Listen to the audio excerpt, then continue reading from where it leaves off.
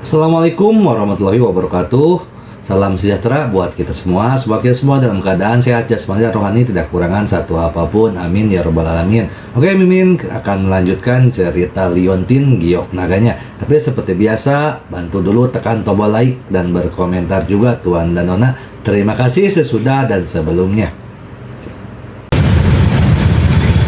Bab 1731 sampai bab 1733. Suan Yuseng tersenyum dan berkata, "Jangan khawatir, kekuatan di tubuhmu ditekan oleh sesuatu. Apakah kamu tidak dapat mengerahkan kekuatanmu sepenuhnya sekarang?" Ye Chong mengangguk kaget. Tanpa diduga, pihak lain bahkan ini semua bisa dilihat. Meskipun Suan Yuseng tidak tahu apa yang menekan Ye Chong, namun, dia bisa melihat tingkat kultivasi Ye Chong secara sekilas. Ye Chong mengagumi dalam hatinya. Layak menjadi master di tingkat master, kamu. Keduanya tidak berbicara sepanjang jalan. Ye Chong hanya mengikuti Suan Yuseng diam-diam. Kedua orang itu berjalan lurus melewati alun-alun utama dan keluar dari gerbang Istana Dupa. Orang yang menjaga gerbang masihlah Hao Qiang yang tidak beruntung. Wajahnya yang masih bengkak akibat dipukul oleh beruang Cao sebelumnya. Ye Chong dan Suan Yu melahirkan Istana Fenxiang dan menuju ke barat untuk mendaki gunung di belakang Istana Fenxiang. Puncak di sini sangat curam dan tidak dapat diakses. Udara di atasnya tipis dan angin bertiup kencang. Namun, bagi orang-orang dengan tingkat kultivasi seperti Ye Chong dan Suan Yuseng, itu bukan apa-apa. Keduanya sampai di puncak gunung pada saat ini, melihat ke bawah dari sini. Tidak ada dasar, namun, di bawahnya ada Incense Valley. Ye Chong telah mengunjungi lembah Fenxiang beberapa kali, dan ini adalah pertama kalinya dia berdiri di puncak di atas lembah Fenxiang. Ini sebenarnya adalah tempat di mana Suan Yuseng biasanya berlatih. "Oke, ayo tetap di sini," kata Suan Yuseng. Ye Chong bertanya, "Tuan?" Melihat serangan mendadak Suan Yuseng, Ye Chong berpikir, "Tidak, saya telah tertipu. Mungkinkah Suan Yuseng datang untuk membunuhnya?" Namun, kecepatan Suan Yuseng sangat cepat sehingga Ye Chong bahkan tidak punya waktu untuk bereaksi sebelum dia dipukul di antara alisnya oleh Suan Yuseng. Untungnya, Suan Yuseng tidak ada di sini untuk membunuhnya. Dengan sentuhan lembut Suan Yuseng, kekuatan energi sejati yang kuat mengalir ke tubuh Ye Chong. Bang, ada suara teredam di dalam tubuh Ye Chong. Zeki ini benar-benar membuka belenggu yang membatasi kekuatan Ye Chong. Zeki Ye Chong mengalir dengan lancar seketika. Setelah kembali dari dunia lain, dia telah menjadi kekuatan yang ditekan akhirnya meledak dalam sekejap. Ye Chong menemukan bahwa dia telah secara langsung menembus ranah prajurit tingkat surga. Menyegarkan, Ye Chong berteriak keras, dan kekuatan agung meletus dari tubuhnya, membubung ke langit, bahkan menembus awan di puncak gunung. Jika Suan Yuseng tidak berada pada tingkat kultivasi yang lebih tinggi, dia akan terluka olehnya, kekuatan Ye Chong. "Siap, segera," di puncak gunung, gema Ye Chong terus berdatangan. Ternyata Suan Yuseng tidak ingin membunuh Ye Chong, melainkan membantu Ye Chong mematahkan penindasan dan mengembalikan Ye Chong ke kondisi terbaiknya. Dan metode luar angkasa Ye Chong senjata akhirnya bisa dibuka. Ye Chong akhirnya mengerti mengapa Suan Yuseng membawanya ke sini. Jika dia membantunya di alun-alun, dia mungkin akan melukai orang yang tidak bersalah. Suan Yuseng memandang Ye Chong dan mengangguk setuju. Dia mengangguk. "Ya, benar, memang tidak terbatas." Ye Chong membungkuk pada Suan Yuseng. "Terima kasih, Penatua Suan." "Tidak perlu, sekarang dia sudah pulih sepenuhnya. Pergi dan selamatkan Sulin. Jangan mengecewakanku," kata Suan Yuseng. Ye Chong mengangguk. "Penatua Suan, jangan khawatir." Saat keduanya sedang berbicara, mereka tiba-tiba mendengar beberapa ledakan keras. Kemudian, 7 sosok muncul di sekitar Ye Chong dan Suan Yuseng. Masing-masing dari ketujuh orang ini tampak aneh, tinggi, dan berpenampilan garang. Ye Chong bahkan lebih terkejut saat mengetahui bahwa tidak satu pun dari orang-orang ini yang memiliki tingkat kultivasi lebih rendah darinya. Hei, Xuan Yuseng, itu memang kamu? Kamu pikir kami tidak dapat menemukanmu karena kamu merias wajah dan menjadi lebih muda? Bukan, kata salah satu pria berjubah merah dan helm bertanduk.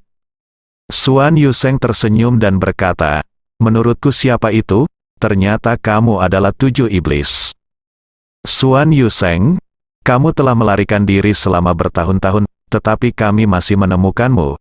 Hari ini kami, 7 iblis rajaku. Aku akan menyelesaikan masalah ini denganmu, seorang pria kuat berkulit gelap berkata. Ye Chong memandang ketujuh orang ini dan Xuan Yuseng dengan rasa ingin tahu, bertanya-tanya dendam apa yang mereka miliki di antara mereka. Xuan Yuseng memandang ketujuh orang ini tanpa sedikit pun rasa panik di wajahnya. Bagaimanapun, dia adalah sosok tingkat master. Tidak peduli seberapa kuat lawannya, dia tetaplah seorang pejuang, bahkan jika ada 100 dari mereka, mereka tetap bukan tandingan Xuan Yuseng. Xuan Yuseng tidak terburu-buru, tetapi bertanya, bagaimana kamu menemukan tempat ini? Haha. Kamu tidak perlu mengetahui hal ini. Lagi pula kamu akan mati. Mengapa kamu bertanya begitu banyak omong kosong? Kata pria berjubah hijau. Xuan Yuseng tersenyum dan berkata, leluhur jubah hijau, kamu masih sangat tidak enak untuk berbicara. Apakah ada seseorang di istana Fenxiang yang mengadu padamu? Tentu saja, tidak banyak orang di istana Fenxiang yang tahu tentang tempat pelatihan Xuan Yuseng. Apalagi berbicara tentang orang luar. Terlebih lagi, ini adalah istana dupa, dan bahkan 7 raja iblis tidak bisa masuk sesuka hati tanpa menimbulkan gangguan apapun. Jelas sekali, pasti ada seseorang di istana dupa pembakaran yang membantu mereka, dan status orang ini tidak boleh rendah. Siapa jawabannya? Bahkan Ye Chong hampir siap untuk mengatakannya. Itu pasti perbuatan baik Cao Dahua. Haha, berhenti bicara omong kosong, Xuan Yuseng. Kamu kura-kura menyusut, 7 raja iblis kami sudah lama mencarimu, kamu sudah bersembunyi cukup lama. Biarkan kami membunuhmu hari ini, kata leluhur berjubah hijau.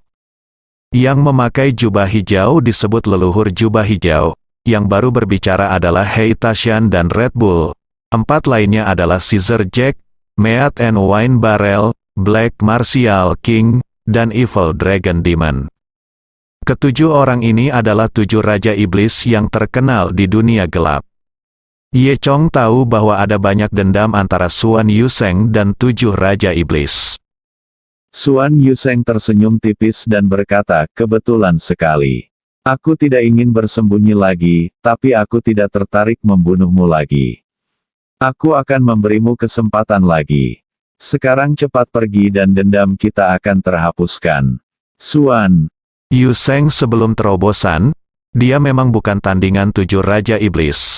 Jadi dia menghindari kejaran 7 raja iblis, Yikuyu. Tapi sekarang, Xuan Yuseng sudah menjadi Grandmaster. Jadi wajar saja dia tidak lagi takut pada orang-orang ini. Sayangnya, 7 raja iblis tidak mengetahuinya. Jangan khawatir lagi. Hahaha. Xuan Yuseng, omong kosong apa yang kamu bicarakan? Apakah kamu menderita penyakit Alzheimer? Hari ini kami, 7 raja iblis, akan membunuhmu, kata Red Bull. Hei, menurutku kamu takut setengah mati, kata Meat Wine Barrel. Dia adalah pria kuat dengan tinggi sekitar 2 meter, mengenakan rompi, dan otot-ototnya hampir pecah. Pada saat ini, Raja Heiwu, yang berdiri diam di sampingnya, berkata dengan suara dingin, berhenti bicara omong kosong, ayo bunuh dia sekarang. Hei, sama-sama kalau begitu, ucap iblis naga jahat yang wajahnya dipenuhi tato. Begitu dia selesai berbicara, iblis naga jahat itu melintas dan bergegas menuju Xuan Yuseng. 6 raja iblis lainnya mengikuti dari belakang. Ye Chong menyingkir dengan sadar. Pertarungan tingkat ini bukanlah sesuatu yang bisa dia ikuti. Kekuatan ketujuh Raja Iblis ini memang sangat unggul. Satu gerakan dapat mengubah keadaan, dan mengandung kekuatan untuk membelah langit dan bumi. Ketujuh orang tersebut bekerja sama untuk membombardir Xuan Yuseng dengan kekuatan besar dari segala arah. Xuan Yuseng terlihat memegang tangannya di belakang punggungnya, dan perisai pelindung transparan dari energi sejati terbentuk di sekujur tubuhnya. Tidak peduli seberapa kuat lawannya, tidak peduli bagaimana dia membombardirnya, dia tidak akan pernah bisa menembus perisai pelindungnya. Xuan Yuseng berdiri di sana dengan tangan di belakang punggung, utuh-utuh dan terlihat sangat santai. Kekuatan besar terus-menerus membombardir penutup pelindung, hanya menghasilkan suara bang bang bang yang keras. Kekuatan tumbukan kedua belah pihak begitu besar hingga seluruh puncak gunung bergetar. Binatang buas di pegunungan ketakutan dan berlarian. Bahkan Ye Chong bisa merasakan akibat dari kekuatan yang sangat kejam, yang sangat menindasnya hingga dia tidak bisa bernapas. Ye Chong diam-diam menghela nafas di dalam hatinya. Ini adalah kekuatan Grandmaster, ini sangat kuat. 7. Raja Iblis terus membombardir selama 1 menit penuh, dan ratusan gelombang kekuatan semuanya mengenai tubuh Xuan Yuseng, pada pelindung menutupi. Xuan Yuseng tidak tergerak sama sekali. 7 Raja Iblis terkejut. Kapan Xuan Yuseng menjadi begitu kuat? Haha, apakah kamu sudah muak? Sekarang giliranku, kata Xuan Yuseng. Setelah mengatakan itu, sosok Xuan Yuseng bergoyang. Jari-jarinya berubah menjadi pedang, dan dia bergerak sedikit ke depan. Sinar cahaya kemasan segera keluar, langsung menembus iblis naga jahat di depannya. Kemudian, momentum cahaya kemasan tidak berkurang sama sekali, dan menembus leluhur berjubah hijau, Tong Daging dan Anggur, dan Caesar Jack satu demi satu. Hanya seberkas cahaya kemasan yang menembus keempat orang itu. Keempat orang itu mengeluarkan suara pop, hampir bersamaan, jatuh ke tanah dan mati. Dari 7 Raja Iblis, hanya tersisa Red Bull, Hei Tashan, dan Black Warrior. Xuan Yuseng sedang menunggu untuk mengambil tindakan lagi. Saya melihat ketiga pria kuat ini berlutut di tanah dengan suara pop, kami salah, selamatkan hidupmu, jangan bunuh kami. Xuan Yuseng mendengus, menarik tangannya, dan memandang mereka bertiga seolah-olah tidak terjadi apa-apa, berkata, tahukah Anda betapa kuatnya Anda hari ini? Ketiga orang itu bersujud dengan cepat, saya tahu, kami salah, kami seharusnya tidak datang ke sini untuk mencari Anda. Ketujuh Raja Iblis ini awalnya sangat kejam, peran. Jika Ye Chong mengetahui identitas mereka, dia akan terkejut. Namun kini, saat menghadapi Xuan Yuseng, 4 diantaranya langsung tewas, 3 lainnya juga tidak tahu malu. Xuan Yuseng begitu ketakutan hingga mereka berlutut dan memohon ampun. Xuan Yuseng berkata, keluhan di antara kita akan dihapuskan mulai sekarang. Kamu bisa keluar. Ketiga orang itu merasa lega dan segera berdiri. Mereka tidak peduli dengan tubuh saudara mereka dan melarikan diri. Mereka berlari menuruni gunung dalam satu tarikan napas dan merasa lega. Caoku, bagaimana Xuan Yuseng menjadi begitu kuat, kata Hei Tashan. Black King Kong berkata, sepertinya kita tidak bisa membalas dendam di masa depan. Balas dendam, mulai sekarang, kamu harus tetap dini utusanku dengan jujur, kata Red Bull. Namun, kami sangat malu hari ini. Selain Xuan Yuseng, anak laki-laki di sebelahnya juga melihatnya. Hei Tashan melanjutkan, haruskah kita membunuh anak ini? Jangan bicara omong kosong. Anak laki-laki ini mungkin murid Xuan Yuseng. Sebaiknya kita tidak memprovokasi dia, kata Red Bull. Lalu, mereka bertiga diam-diam pergi. Setelah ketiga orang itu pergi, Ye Chong mendatangi Xuan Yuseng. Penatua Xuan, apakah Anda punya dendam dengan ketujuh orang ini? Hei, itu semua barang lama, jadi jangan sebutkan itu. Xuan Yuseng berkata dengan acuh tak acuh. Ngomong-ngomong, bersiaplah dan turun gunung untuk menyelamatkan Sulin." Ye Chong mengangguk, lalu mengucapkan selamat tinggal pada Suan Yuseng dan kembali ke istana Fenxiang. Ketika Ye Chong kembali, Huang Kewei, Fatih dan yang lainnya dengan cemas menunggunya di kamar. "Bagaimana kabarnya?" Huang Kewei bertanya. Ye Chong memberitahu semua orang apa yang baru saja terjadi. Huang Kewei terkejut setelah mendengar ini. "Apa? Ternyata dia adalah mantan tetua pertama Suan Yuseng. Perubahan ini terlalu besar," Ye Chong menambahkan. "Sekarang kita tahu keberadaan Guru Sulin. Sore ini, aku akan berangkat." Huang Kewei berkata, "Aku akan pergi bersamamu."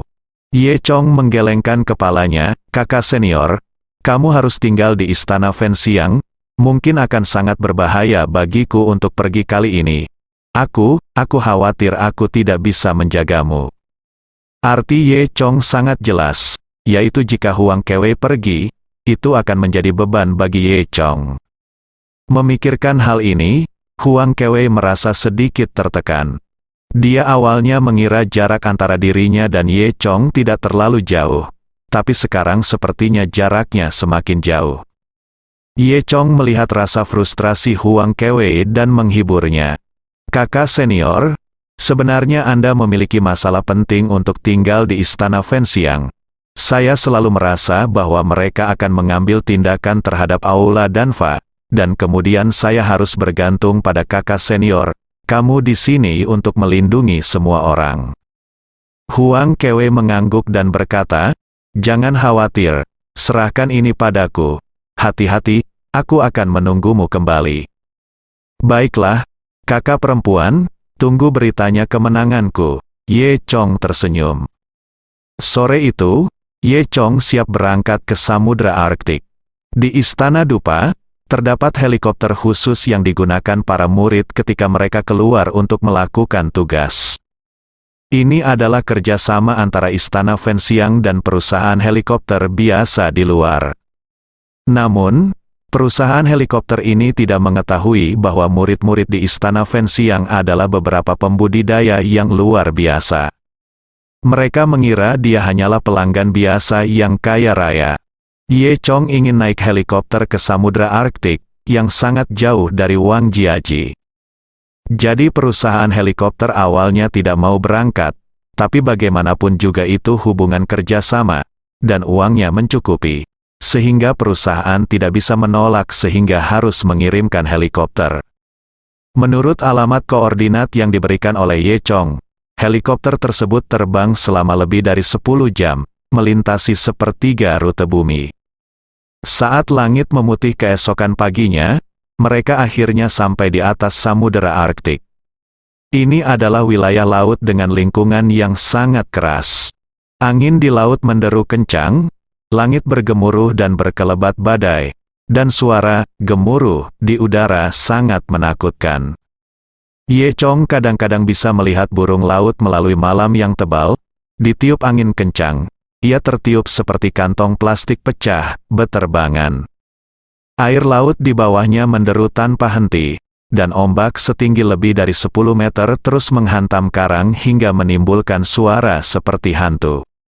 Hanya dengan terus-menerus menurunkan ketinggian terbang, helikopter dapat menjaga keseimbangannya dan tidak tertiup angin kencang.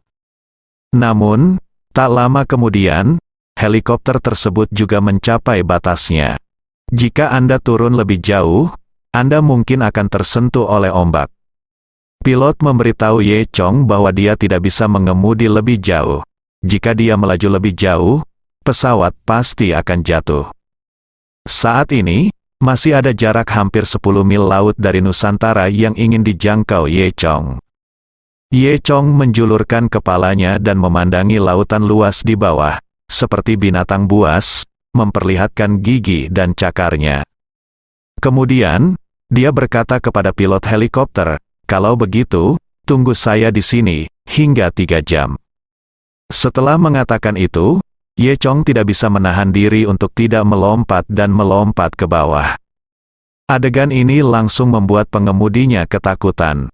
Orang ini datang begitu jauh dan benar-benar bunuh diri. Menurut logika orang normal, laut di bawahnya sangat bergolak dan badainya dahsyat. Jadi kalau melompat seperti ini, bukankah itu kematian? Dia akan kembali 3 jam lagi. Mungkinkah hantu itu kembali? Ketika dia melihat ke bawah, tidak ada jejak Ye Chong, dan dia mungkin telah tertelan oleh air laut. Jika terus berada di sini, akan sulit baginya untuk bertahan hidup. Memikirkan hal tersebut, pilot tidak ragu-ragu dan langsung mengemudikan pesawatnya kembali. Dia ingin kembali dan memberitahu perusahaan dupa bahwa salah satu karyawannya benar-benar bunuh diri. Namun mereka tetap harus membayar uangnya. Pada saat ini, Ye Chong melompat ke laut, memanggil energi sejatinya, dan melayang di laut. Detik berikutnya, dia menyadari bahwa helikopter itu melaju tanpa ampun. Ye Chong tersenyum pahit, tapi memang agak sulit membiarkan pihak lain tetap di sini. Tidak mempedulikan hal ini sekarang, Ye Chong mengandalkan kemampuannya mengendarai ombak di laut yang bergejolak dan menuju ke tujuannya. Saat itu lautan yang tak berujung dipenuhi ombak yang ganas dan ombak yang sangat besar. Ombak besar apapun seakan-akan mampu menjatuhkan perahu sesuka hati. Ye Chong mengenakan pakaian tipis, sosok yang kesepian, berjalan dengan liar di atas ombak. Jika ada yang melihat pemandangan ini, mereka pasti akan mendesah seperti dewa. Saat fajar merah muncul di timur, Ye Chong akhirnya sampai di tempat tujuannya. Sebuah pulau terpencil di kepulauan tak berpenghuni di Samudra Arktik. Pulau ini dikelilingi oleh air laut yang tiada habisnya. Deburan air laut menghantam bebatuan pulau sehingga menimbulkan ombak besar dan suara menderu. Ye Chong mendarat di pantai dan menghela napas lega. Meski air laut tidak akan membahayakan dirinya, namun mengalami sendiri ombak besar tetap menjadi tekanan psikologis yang sangat besar bagi manusia. Jika Anda memiliki fobia terhadap laut dalam, Anda mungkin takut setengah mati. Ye Chong melihat sekeliling, meskipun pulau ini adalah pulau terpencil, namun sangat besar. Pulau ini penuh dengan pepohonan dan hutan aneh, memancarkan aura hitam pekat, dan diperkirakan banyak bahaya di dalamnya. Setelah itu, Ye Chong menutup matanya dan memancarkan kekuatan spiritualnya, mencoba merasakan lokasi spesifik Sulin. Namun, setelah lama mencari, Ye Chong menemukan bahwa seluruh pulau kini diselimuti oleh kekuatan jahat. Tampaknya mustahil bagi kekuatan spiritual untuk menembus kekuatan jahat ini. Dengan kekuatan jahat yang begitu kuat, kaki Ye Chong mungkin ditemukan oleh pihak lain begitu dia melangkah ke pulau terpencil ini. Dengan kejahatan yang begitu kuat, bukankah Sulin akan lebih berbahaya? Memikirkan hal ini, Ye Chong tidak peduli tentang hal lain dan hanya bisa berlari menuju tempat di mana roh jahat terkuat. Saat ini, jauh di dalam hutan, Sulin berdiri di sana dengan hati-hati, melihat situasi di sekitarnya. Ada beberapa bekas luka di wajah cantiknya. Ada juga sedikit pendarahan di sudut mulutnya.